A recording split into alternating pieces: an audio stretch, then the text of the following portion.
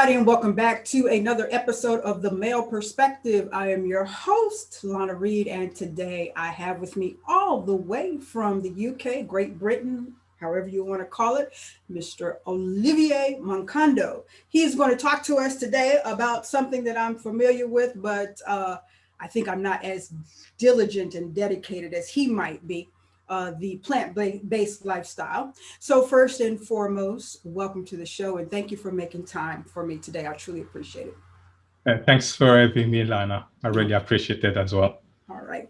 So you have this book out called The Plant-Based Nutrition, How It's Going to Change Your Life.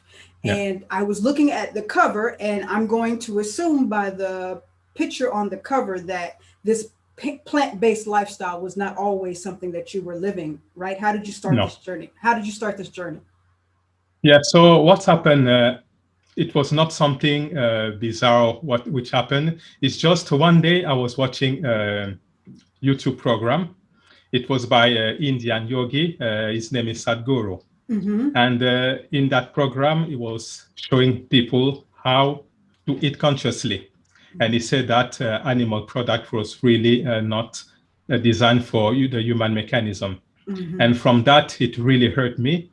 And I said to myself that I was going to follow that. Mm-hmm. And it was a certain Wednesday. And I spoke to my wife and I told her that I will stop eating meat.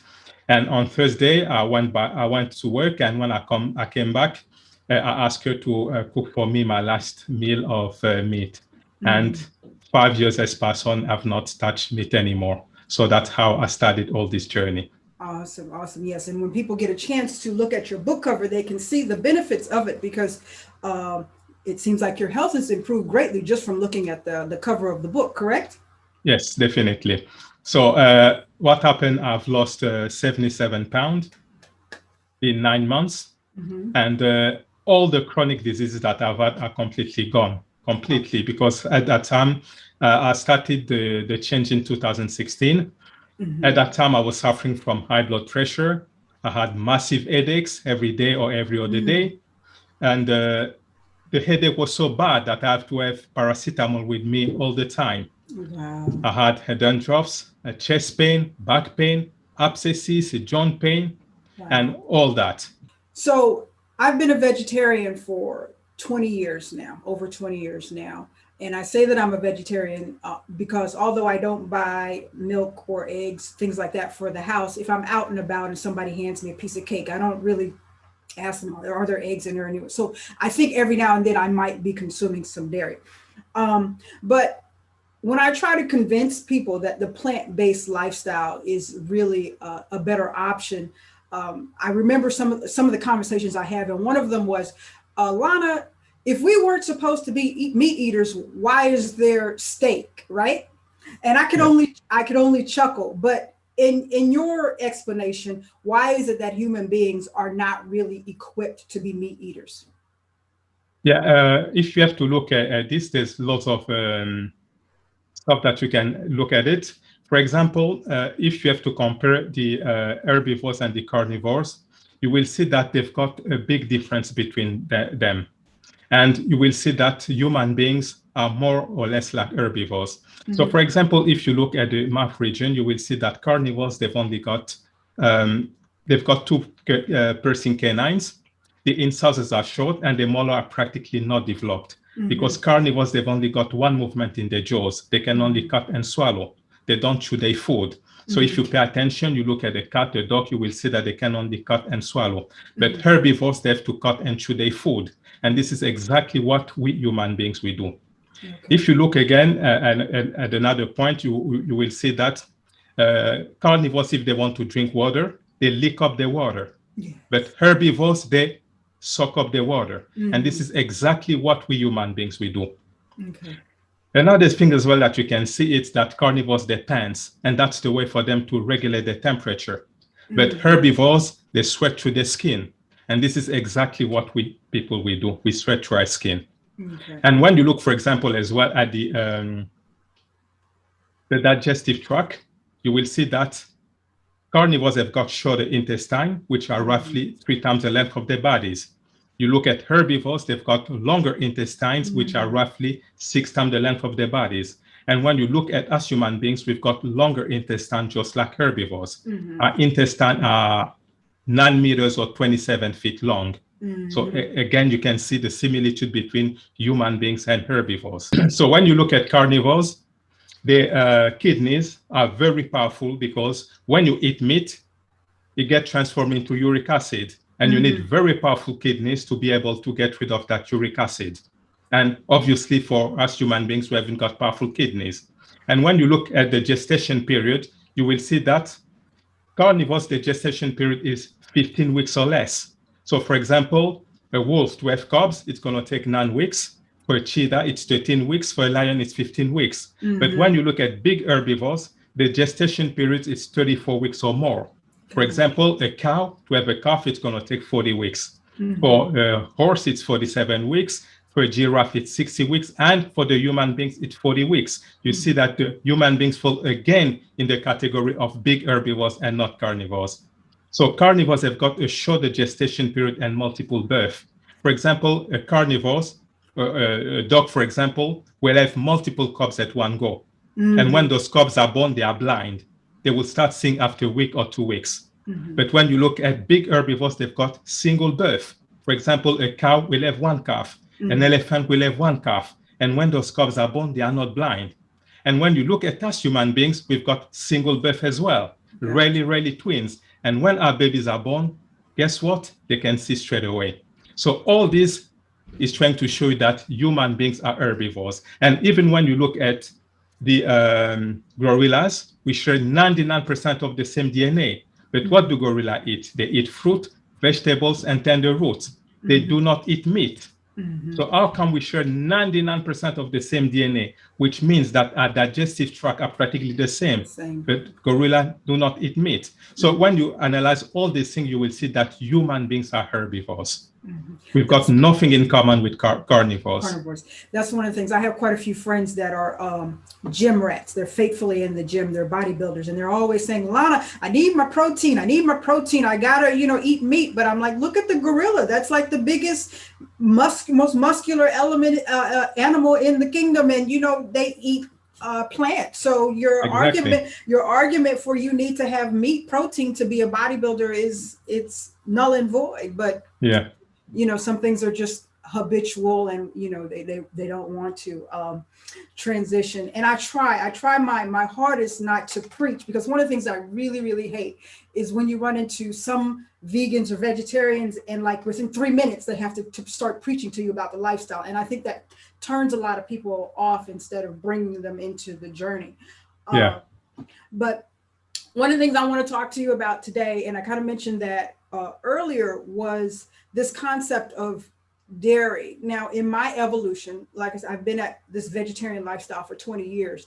And right now where I'm at, and why I don't buy milk or eggs anymore, especially with the milk, is, this concept that if you were to say, I saw a 40-year-old man breastfeeding off of his mother's, we would say, oh, that's nasty. But yet we don't find anything wrong with drinking the breast milk of a cow. So I don't understand why people are not making the connection. But why is dairy so harmful for us as human beings? Yeah. So if you look at dairy product, you will see that human beings are the only species who drinks milk from another species. You will never ever see that. You will never see, for example, goat drinking cow's milk, or cat drinking a dog's milk, because every milk is specific to its own species. So for example, if you look at the rabbit milk, it contains 10 times more proteins than the human milk. And why is that? It's because when the baby rabbit is born, it's so small that it needs to double its size within the first week if you want to sustain life. If you look at the seal's milk, it contains 40% fat, because the baby seal need to build that fat very quickly because it's very cold in the North Pole. You look at the human's milk, it contains lots of lactalbumin, because we need to produce amino acid. You look at the cow's milk, it contains lots of casein. So you can see that every milk is specific to its own species. And when the calf is born, it waits something like 30 kilos or 5 stone. And within 3 months, you need to triple that weight. And that's why you will see that in the cow's milk, they've got loads and loads of growth hormones. And when we people, we drink cow's milk, our body will analyze and see that now we've got too much calcium, because in the cow's milk, they've got too much calcium. And when we go to urinate, we're going to lose that excess calcium to the expense of our own calcium. And when you look as well in the cow's milk, you've got too much phosphorus. So again, our body will have to neutralize that phosphorus. And to do so, it's going to leach out the calcium from our bones, our teeth, and our muscles. And that's why you will see that people will start suffering from osteoporosis, which is a condition which makes your bones brittle, and you start suffering from the inflammation of the joint. And like you said as well, you will see that man is the only species in the entire creation to drink milk when they're adults. You will never, ever see any grown animal drinking milk, because there's an enzyme which is called lactase. That enzyme enables to digest the milk. So when we reach between the age of 2 and 4, that enzyme ceases to be produced, which is suggestive that we need to stop drinking milk. And that's why you will see, for example, that 70% of the world population is lactose intolerant. And when I say lactose intolerant, it doesn't necessarily mean that these people will start suffering from severe allergic reactions. It can manifest itself in a subtle way, such as chronic fatigue, chronic inflammation, digestive problems. And you will see that milk, when you drink milk, it gives loads and loads of problems like appendicitis, obesity, cancer, heart disease. There's lots of diseases that you can get by drinking milk. And when you look as well, when we people who drink cow's milk, what will happen is that the girls will go, or the girls and the boys will go through puberty at a very early age. And when you go through puberty at a very early age, your body starts producing estrogen in excess. And an increase of estrogen is linked to cancer. And that's why later on in life, this girl will start suffering from breast cancer, uterus cancer, ovarian cancer, and for boys, it's going to be prostate cancer. So from all this, you can see that dairy products are really, really not designed for the human mechanism, not at all. Yeah, it just seems like, a common sense argument, but it's very hard to pitch to people. But when the light bulbs come on, dairy is just, it's just a taboo, and it's very detrimental to your health, and it's very uncomfortable or odd or puzzling to me when I see, older people say, well, you got to drink your milk. You need the calcium in your bones. And I'm like, no, you don't. No, you don't need that. You don't need that. We weren't designed for that. Now, another argument I get about going plant-based and why you shouldn't go plant-based is a lot of people tell me that economically it's not feasible. And sometimes I have to agree with them, because you can go to a fast food place. You're in England, so I don't know, McDonald's is there, I'm pretty sure. But you can go to McDonald's here in the States and get a value meal, a hamburger, some fries, and a soda for like $2. But at that same fast food restaurant, a salad and a bottle of water will run you $8 to $9. So I can kind of see the marketing ploy. And I tend not to like conspiracy theories. I try not to buy into them, but it seems like they're really, really trying to pitch us on this meat diet, because it's cheaper to be a meat eater in some cases than a plant-based eater, correct? Yeah, but the problem is, I think that it's if we see that meat is cheap, it's because it's subsidized by lots of governments. It's because of that. And when you look, for example, I don't really think that it's that's the case, because a lot of the way, for example, that they deforestate the forest, where they're cutting all the trees and stuff, and this is to grow stuff like soya, corn, to feed all these cows, these goats and all that. But if you look, for example, if we have to take all the same field and plant legumes, grain, nuts and seed, and give that to people, I don't think that it's going to be a problem. I don't really think that it's going to be a problem. All these things the price will go down. It's just because the government are subsidizing the meat. That's why it appears to be cheap, but it's not. And you bring up a good point. The damage that we're doing to the earth by being meat eaters. We have to cut down so much land. We have to deforest, like you said, to grow these crops, to feed these animals that we in turn kill and eat. I know here in the United States, they did a report on states like North Carolina or whatever, where there's large pig farms. Yeah. And the amount of land that had to be just demolished just to grow crops to feed these animals. And I think, like, if we look at the bigger picture, it's just more economically sound for us to have the plant diet as a world versus, and I think it's only what they say, Western civilization countries, these more, technological advanced countries that are consuming meat so much, because when I travel, I see countries that are not, that are really part of the plant-based diet. So exactly. Us people that think we have it all and, we're the best, we seem to be consuming this. Because even when you say that, if you, for example, we have to look in Africa, it's the contrary. If you want to eat plant-based, it's cheaper than buying meat. Yes. So you can see that, yeah.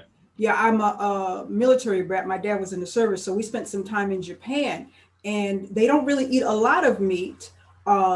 And I don't remember it being an expensive way to sustain your family. But here in the United States, when I walk past the aisles, I'm like, wow, chicken is so much, and beef is so much, and but then on my vegetarian, when I shop the perimeters of the store for my vegetarians, some of the stuff that I get is also just as expensive. So, but I think, like you said, if we make a conscious effort to not deforest, it'll be economical. Now, when I see a lot of people today going vegetarian or vegan, and especially on social media, it's very popular these days. I see a lot of people consuming these processed packaged plant-based products. And for me, I think maybe that's like a treat or maybe an occasional thing, but it seems like when people are starting this new journey into this lifestyle, they're falling trapped to some of the old stuff and doing all of these packaged processed parts. But is it better to just go raw vegan, or what's your take on the Beyond Burgers and the Impossible Burgers and all of those things? Basically what I think for me is that we need to eat whole food. And that's the trap, exactly like you said, that when people transition, they instead of using that as just a transition food, they get stuck into it, and that's what they keep eating all the time. And what we have to understand is that processed food are food that has been transformed and resembles to nothing in nature. They're essentially the man-made food, and you find them in cartons, in bottles, in cans. And when you look, you will see that 51% of what we eat as a race is processed food, 42% are animal product, and only 7% are fruit and vegetables. And unfortunately, in those 7%, the majority eat potatoes to make French fries. So we eat very little of fresh produce. And when you look at this processed food, they've got loads of additive, coloring, flavoring, preservative, which are chemical substances not recognized by the body, and they create havoc. And by eating those food, it's going to make you addicted, obese, and sick.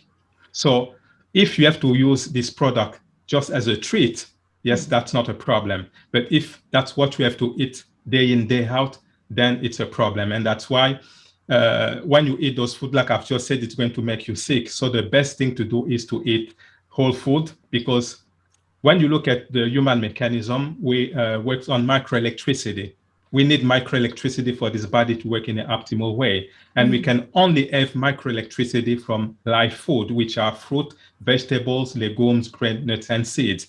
And why do I call them live food? It's because, for example, if you look at the banana, if it's green, if you leave it there, after a couple of days, it becomes yellow, ripe.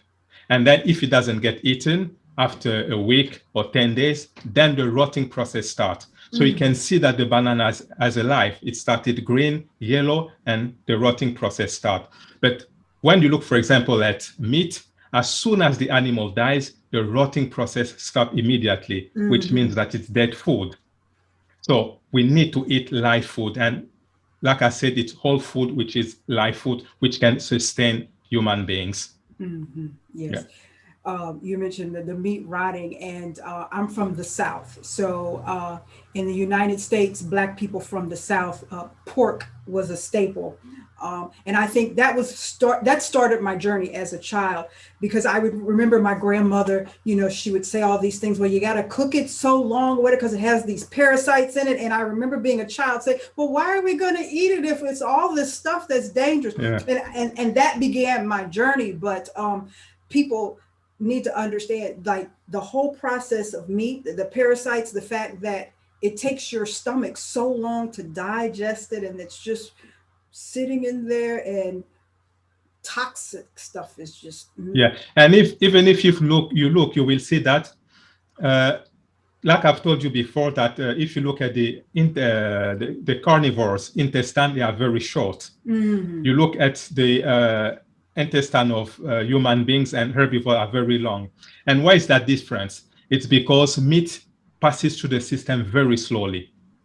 So, for example, if you eat fruit, it takes between 3 and 4 hours to pass through our system. You eat raw vegetables, it takes around 12 hours to pass through our system. If you eat cooked vegetables, it takes between 24 and 30 hours to pass through our system. But if you eat meat, fish, or chicken, it takes 72 hours or 3 days to pass through our system. And if, for example, you take a piece of meat, you leave that outside for 3 days during the summer. After 3 days, it's going to be rotting. And if you look at the internal temperature of a human being, it's 36 degrees, so it's hot. So when we eat meat, the same rotting process that we see outside, it's exactly what's happening inside our guts. And that's why you will see people smell bad, and they need to mask that odor with perfume, deodorant, or if they've got bad breath, they can brush their teeth as much as they want, but that odor is not going away, because all this rotting stuff are trying to get out. So we are really not designed to eat meat. Good point. And it's an argument that, or a debate, or a side of the story that I try to share with my meat eaters. I really try not to force it down their throat, but really, the bigger picture of things, if you just step back and look, all of it adds up to we're not supposed to be digesting meat. And then I try to tell people, okay, well, even if you eat meat, maybe not so much or whatever. Okay. If I can't get you to come off of it completely, just maybe once a week or twice a week, because it's really like, it just sits there and rots. But I want to ask you, some of the pushback I get sometimes. So I'm going to give you some of the pushback I get, and you tell me what you would respond. Lana, I can't be a vegetarian or a vegan because how am I going to get my protein? And you would say? I would say, if you have to look at the elephant, it's the biggest land animal on Earth. It's not deficient in protein. Where does he get his protein from? He got that from the grain that he eats. You look at the gorilla, very powerful. He doesn't eat meat. Where does he get his protein from? So when we say that we have to eat the cow to have the protein, but the cow doesn't eat meat. The cow eats grass. So why don't we go straight to the grass instead of eating a cow? So that's not right. Yeah, you don't need it. Now, another question I get all the time, or another statement I get when I tell people that I'm a vegetarian / vegan, is you must only eat salads. All you eat is salads. And I just kind of, no, that's not all I eat. So maybe share with me on a weekly basis, what are some of the things that you incorporate into your diet? There's lots of things that you can eat. It's like exactly when people, you say that you're vegetarian or vegan, they only think about grains. No, you can eat things like mushrooms, beans, lentils, peas, cauliflower, plantain banana, brown rice, potatoes. There's so many things that you can eat. It's just maybe you can buy a recipe book and you can vary the stuff that you eat. So you can eat tofu, tempeh. There's lots of things that you can eat. Okay. So this is not a good argument. Lot Because of even if you look at them, they eat meat every day. So is it not boring to eat that all the time? You go, and most of them go to the same burger place or restaurant Exactly. and get the same thing. So it's no different. But I just think that sometimes we don't want to change. You know, we want to hold on to old habits steadfast. But you know, your health is on the other side of that grocery aisle, and if you pick up some more plant-based products, you know, your health will thank you for it. You know, like you said, a lot of things improve for you. And I noticed for me personally. As a young child, I used to always get sick. You know, I would always be out of school for a week or two at a time with a cold, that would a strep throat or pneumonia. It would always evolve into that. But as soon as I transitioned into this new eating habits, all of that went away from me. I no longer suffer from colds and stuff like that. So people really need to explore the advantages of their health, what they're doing for their health when they change into this plant-based lifestyle.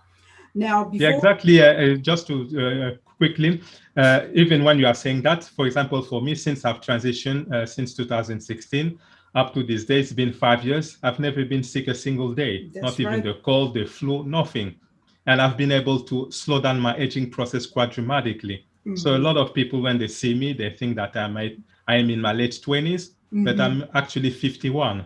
Oh, we're close. Well, yeah, we're the same. I'll be 52 in July, so we're the same. Yeah. Awesome. So Well, you know, we age a little slower anyway, so we have yeah. that. So your book, The Plant-Based Nutrition: How It's Going to Change Your Life. What made you sit down and write that finally? What made you sit down is because after all the benefit that I've been able to reap from this plant-based nutrition, I just wanted to share that to people. I wanted to show them that it's possible to live a disease-free life. It's possible to do that. And Okay. that's why I wanted to show people, first of all, that we are not carnivores. Our system has been built as a herbivores. I've wanted to show them that the animal product, the dairy product, the processed food are really not designed for the human mechanism. And I wanted as well to share my experience so people can see that it's possible to change. You don't have to go to be in and out of hospitals. It's possible to have a great life. Great. Yeah. Awesome. I like to show people. I have two cats. I'm a cat owner, and a lot of people, you know, want to say, well, you know, the evolutionary process, and now humans are equipped to digest meat. And I'm like, no. I said I have two domestic cats, and they have evolved as well, but they still have the tooth structure for tearing apart some meat. So I don't really think humans have evolved different to be able to digest meat now. So I don't buy that as well. But I want to thank you for hanging out with me today. It's lovely. It's wonderful to see somebody on this side of the team that, you know, is out there arguing for people to live a healthier lifestyle. And I just really hope people understand that getting rid of that meat and that dairy has so much lifelong benefits that you can, I mean, it just starts to open up a whole bunch of doors, especially as we are getting into this season of life that, and you want to make this journey in this one body that we have last as long as possible. So you got to take care of it. So tell us how we get in touch with you, pick up the book. You have a website and all of that stuff. How do we connect with you? So if people want to connect with me, they can go on my website, which is oliviermankondo.com. And if they want to buy the book, they can still go on my website, or they can go on Amazon. They just type the title of my book, The Plant-Based Nutrition, How It's Going to Change Your Life, or they can just type my name, Olivier Mankondo, and they will be able to see the book. And in my website as well, I've got a program, which is the 8-step weight loss and wellness program, where I teach people how to lose weight, but by eating, obviously, plant-based nutrition. And it's done step by step, because I recognize that people cannot go cold turkey and change straight away. So I've designed that program where people can change their life habit and lose weight. But it's not only a weight loss program. It's there's lots of powerful insight so that people can change and make good dietary habit change. And basically, when they follow that, they will be able to have good life and not be sick anymore. Okay, great. Yeah. Let me ask you one more question before I let you go. I remember when I started my journey 20 years ago, my late husband, he was very supportive. He's like, babe, I support you if that's what you want to do. He said, but me and our daughter, we're still eating meat. So you're still going to cook? So I'm wondering for you, did the whole household shift into the plant-based lifestyle when you started, or was it just you, the solo person in the house? No, when I started myself. I didn't want to pressure them, but after 2 weeks after I started this, my wife followed me as well. And then for months, we saw all these improvement, all this benefit, and we sat our kids and we told them the benefit. And since then, all the families are vegan. Awesome. I All love the it. entire family. Yes, that's a blessing. Yeah. Awesome. Yeah, thank you.